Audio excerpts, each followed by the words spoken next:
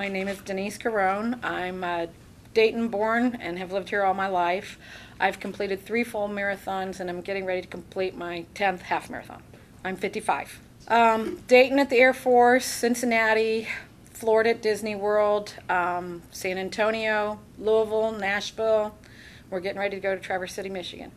I think every marathon has had its special moment, so I'm not going to say I have one favorite.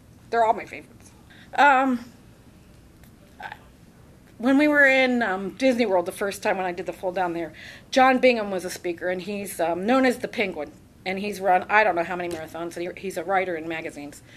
And he said you'll have a bite me moment, which is when you've like hit the wall, you just can't take it anymore, and you just want to look at everybody and say, bite me, and then you keep going. Well, that morning I had my bite me moment before we ever took off, because a woman's like, get in my space, and I'm like, oh my God.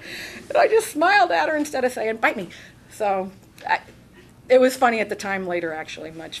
But heroes, I think at every race I've had a hero. When I first started, my first hero was a little 3-year-old boy that was just diagnosed with leukemia, and he was the reason I started doing the races to begin with.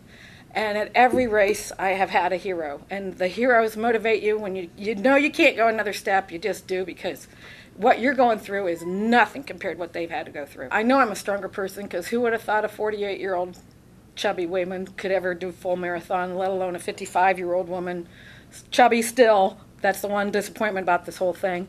But still going strong, and I'm not going to stop for who knows how long. When Josh, my first little hero, got diagnosed, he was diagnosed on a Monday, and I thought, I have to do something. I teach preschool, and he was at my school.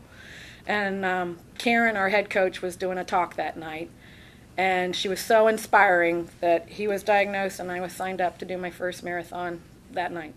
The friendships have come to mean more. Like Diana said, these people become your family. These friendships, you laugh together, you walk together, you run together, you cry together, and you just have a good time. And hopefully one of these days a cure is going to be found because of the money we raise.